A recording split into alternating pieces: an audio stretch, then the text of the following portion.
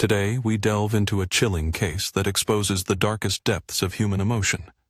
Crimes fueled by passion, jealousy, and hatred often unfold with ruthless brutality.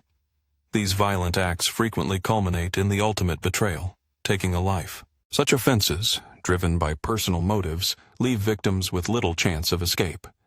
Contrary to common belief, these brutal acts are not exclusive to men. Women have been known to match and sometimes exceed the cruelty inflicted. Seasoned investigators can detect the unmistakable signs of crimes born from hatred and passion. Yet every angle demands scrutiny. This case begins with the testimony of a witness linked to the savage assault on Sima Khan, a devoted mother of several children. From the outset, questions swirled. The severity of Sima's injuries suggested a powerful assailant. Many suspected an honor killing, a punishment by relatives for bringing disgrace to the family, given her Pakistani heritage. But the truth that emerged was far more harrowing. It shattered the once close-knit Khan family. Relatives were involved, yes, but so were tangled webs of illicit passion and a secret buried deep for years. The Khan family's story began in Pakistan, where the couple emigrated to the UK in the early 1980s, seeking a better life. They settled in Luton, a town south of Bedfordshire, about 50 miles from London. Their first child, Sima Khan, was born in 1982. 7 years later, Saba Khan arrived, followed by 2 sons. From the start, Sima became the backbone of the household, supporting her parents tirelessly as they worked to provide for their children. She took on the role of caretaker for her siblings, managing the household, preparing meals, all while excelling academically and becoming one of the top students in her class. The family's small business allowed them to live comfortably in a spacious townhouse. Rooted in Muslim traditions, the parents emphasized raising their children with strong cultural and religious values, balanced with a modern education. Sima and Saba were inseparable sisters, sharing secrets, offering unwavering support, and relying on each other through every challenge. Their fluency in English and Dutch reflected years spent living in Amsterdam. All the children excelled academically, a source of immense pride for their parents. Sima, always compassionate and kind, pursued a career in nursing after graduating in 2003. She initially worked in a hospital, then transitioned to caregiving, a role that offered flexible hours so she could continue to support her younger siblings. Saba admired her older sister deeply, following her example closely. Their bond seemed unbreakable, as close as any 2 sisters could be. But when Sima reached 22, her parents began arranging her marriage, contacting relatives in Pakistan to find a suitable husband. Though raised in Europe's more liberal environment, Sima respected her cultural traditions and agreed to marry a man she had never met. Arranged marriages remain common in Pakistan, often serving as a means to secure citizenship and a new life abroad. Her husband relented, allowing her to continue working. As their family grew, Sima adjusted her schedule to balance work and motherhood. Hafiz was only 3 years older than Sima Khan. Known for his calm and balanced nature, relatives described him as a sensible man with no bad habits. Having spent his entire life in Pakistan, Hafiz had never ventured beyond his homeland. His parents dreamed of a better future for their son, convinced that Europe held greater opportunities. Their hopes soared when a bride from the UK was proposed, and they quickly gave their blessing to the match. With all arrangements settled by the families, preparations for the wedding began in earnest. The union was celebrated lavishly with over 200 guests in attendance.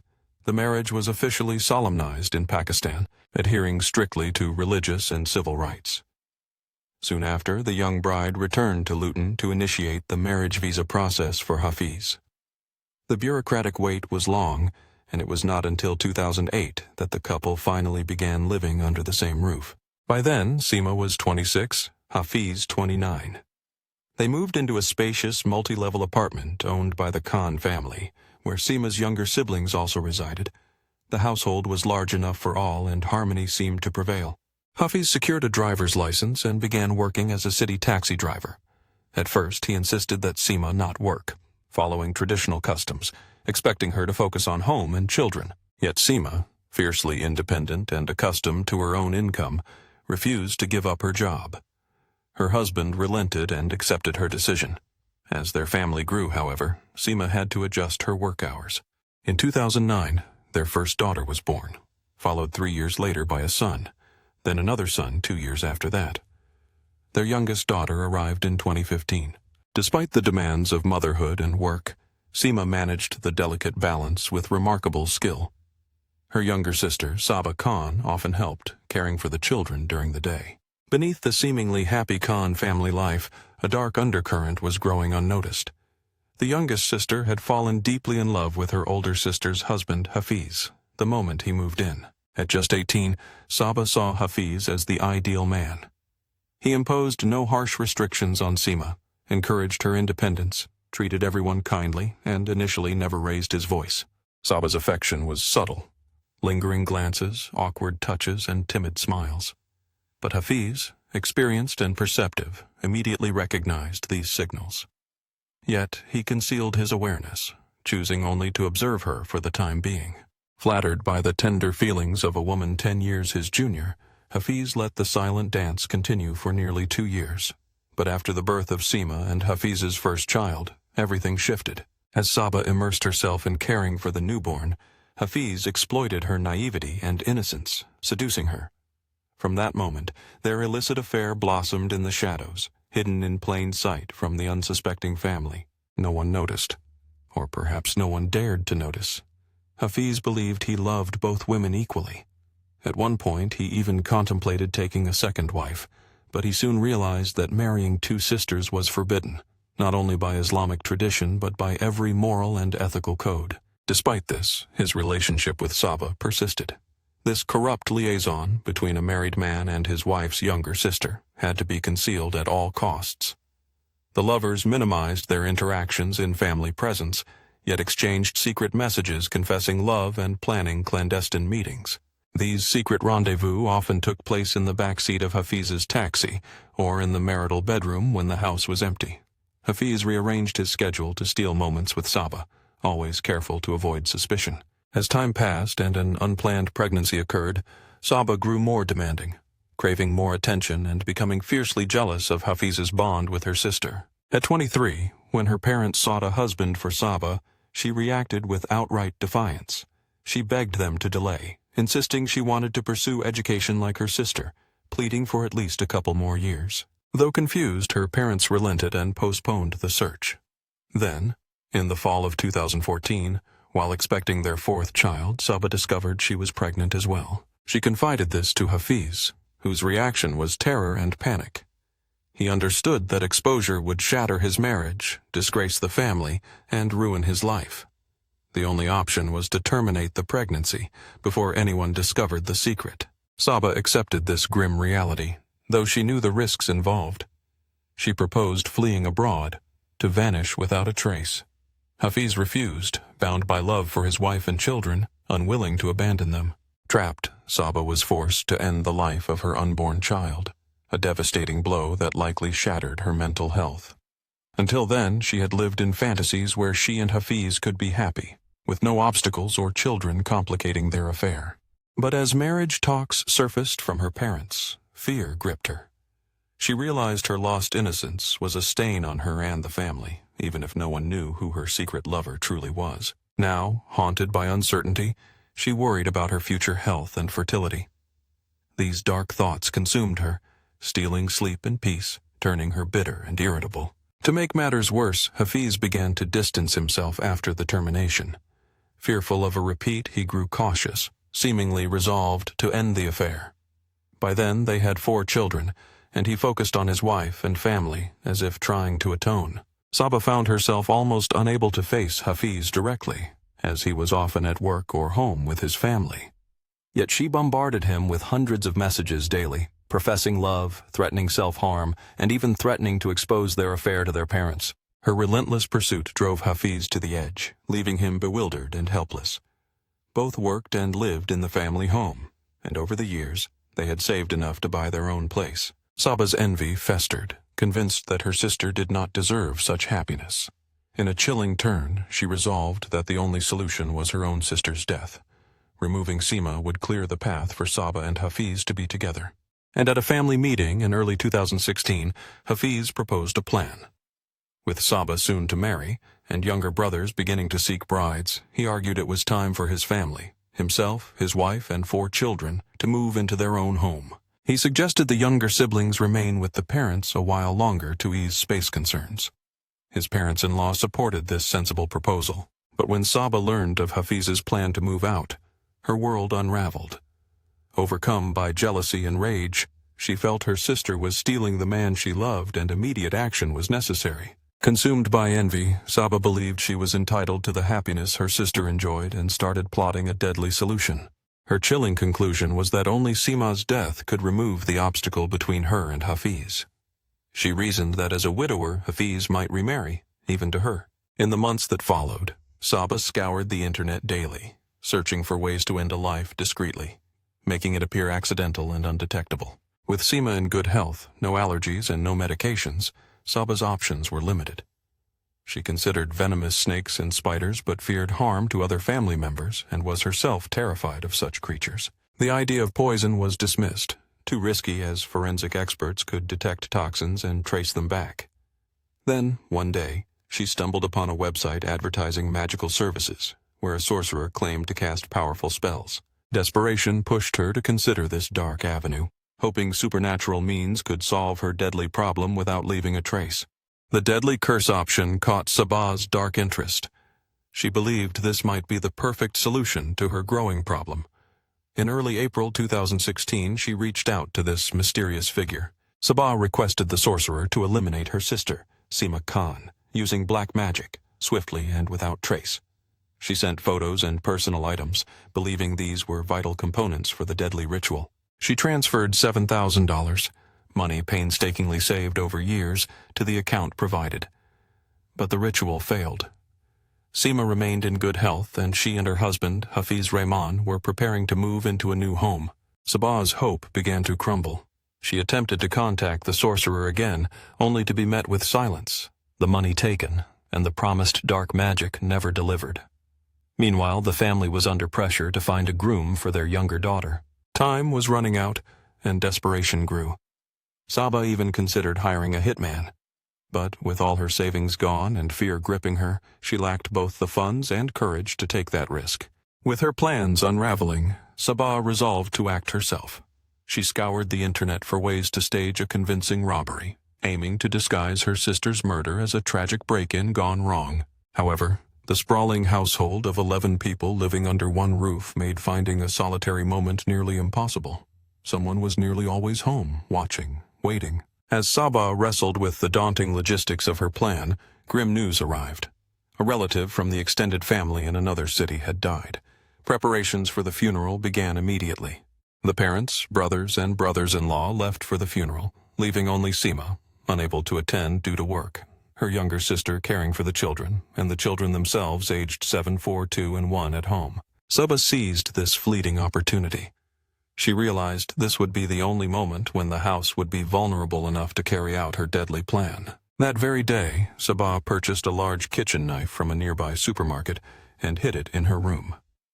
On the morning of May 23, 2016, Hafiz Rahman drove the in-laws and brothers-in-law away to the funeral, planning a late return. After lunch, Sima went to work, expected to return no earlier than midnight. Saba remained at home with the children, steeling herself for the horrific act she was about to commit. She put the children to bed early, then called Sima, fabricating a story about her youngest daughter being fussy and possibly running a fever. The concern prompted Sima to leave work ahead of schedule, arriving home around 10:30 p.m. The outdoor camera captured her entering and turning on the light, but within seconds the power went out. As Sima closed the door behind her, Saba launched a brutal attack from behind, striking the neck with vicious force. The initial wounds were likely fatal and Sima bled out rapidly. Yet Saba's fury did not cease. She continued stabbing even after life had fled from her sister's body. The neighbors heard screams, loud and chilling, but dismissed them as inconsequential and did not call the police. Sima's eldest daughter was awakened by the noise. She cautiously approached the stairs, but stopped short of descending into the darkness. Saba shouted for the child to return to bed, and the girl complied. After the slaughter, Saba removed her bloodied clothes, sealing them and the knife inside a plastic bag, along with jewelry and valuables hastily collected from the house. She concealed the evidence behind a wardrobe in her room, confident no one would suspect a search there. The killer then showered, only noticing several cuts on her hands from the violent struggle. To stage the scene, Saba broke a window by the back door, simulating a forced entry, When Sima unexpectedly returned, Saba saw no choice but to silence the witness permanently. Only after these acts did Saba summon the police, reporting her sister's death. The crime baffled responders. Nothing could be done for Sima, and the scene resembled a grisly bloodbath. The brutality suggested a deeply personal motive. Saba claimed she had put the children to bed and dozed off, then called Sima to come home early due to the youngest child's fussiness. She insisted she heard no intruder entering the house and only woke at the sound of screams. Concerned, she left the room minutes later, descending the stairs to find her sister's mutilated body. Saba immediately alerted relatives and emergency services. Police noted deep cuts on her hands. She explained they came from broken glass from the window the supposed intruder smashed. On the night of the brutal attack, Saba claimed she did not hear any intruder enter the house and only awoke when screams shattered the silence. Concerned for the children, she cautiously left her room minutes later. By then, the house had fallen eerily silent. Descending the stairs, she discovered her sister's mutilated body and immediately alerted relatives and emergency services. Police noted deep cuts on Saba's hands and questioned her about them. After a brief hesitation, Saba explained the wounds were from broken window glass shattered by the supposed intruder.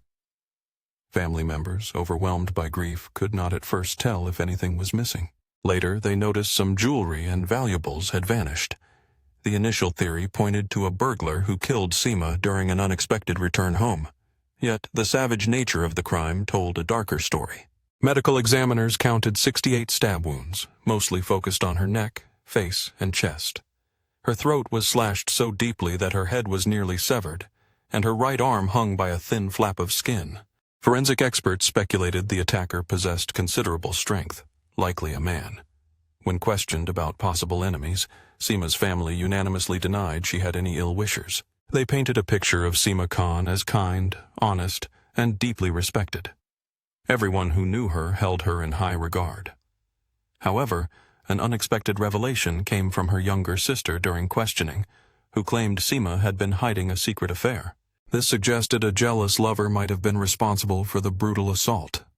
From the outset, Saba Khan's demeanor and statements raised suspicions. She remained oddly calm, showing little grief. Her testimony felt rehearsed, and increasingly it appeared she was deliberately trying to besmirch her sister's reputation, knowing Sima could no longer defend herself. The investigation took a decisive turn when detectives seized the Khan family's home computer and confiscated the mobile phones belonging to all family members. This search uncovered not only irrefutable evidence but also exposed the motive behind this savage crime. Recovered deleted messages from Saba Khan's and Hafiz Rehman's phones revealed a long-term intimate relationship. Saba repeatedly professed her love for her sister's husband, confessing she could not live without him and arranging secret meetings, which Hafiz reciprocated. However, in recent months, the tone of their communication had shifted dramatically. Hafiz asked Saba to leave him alone, declaring the affair over. The messages also exposed that Saba had been pregnant with Hafiz's child but had terminated the pregnancy at his urging. The restored search history on the family computer sealed the case against Saba Khan. Over the previous 6 months, she had desperately searched for ways to eliminate her sister. She even attempted to place a deadly curse on Sima before deciding to take matters into her own hands. Surveillance footage from a nearby supermarket confirmed that Saba had purchased a knife the day before the murder, likely the weapon used in the attack. A thorough search of her room uncovered a hidden bundle containing blood-stained clothes, the knife, and missing jewelry. On May 31, 2016, just 8 days after the crime, Saba Khan was arrested. The entire family was left in shock, unable to fathom the intense emotions that had simmered beneath the surface for years. Hafiz Rehman had essentially lived with both sisters for 4 years, a fact that stunned everyone. The parents struggled to comprehend how their younger daughter could decide to end her sister's life and how they would face this grim reality moving forward. The trial began in October 2017. Saba claimed that Hafiz had exploited her innocence, seducing her before manipulating her feelings for years to satisfy his own desires. She insisted that his actions drove her to take such a desperate and violent step. Hafiz Rehman denied any wrongdoing, shifting all blame onto Saba. He insisted she was the one who pursued him relentlessly. Throughout the court proceedings, Saba Khan admitted to the premeditated and brutal attack on her sister. Yet she showed no remorse, maintaining a calm and detached demeanor as the verdict loomed. She was ultimately sentenced to life imprisonment, with the possibility of parole no earlier than 25 years. Today, she serves her sentence in one of Bedfordshire's correctional facilities. This case peeled back the layers of a family torn apart by secrets, betrayal, and deadly passion, reminding us how darkness can fester beneath even the most unsuspecting facades. Thank you for watching. Subscribe to my channel for more shocking true crime stories that reveal the hidden shadows of human nature.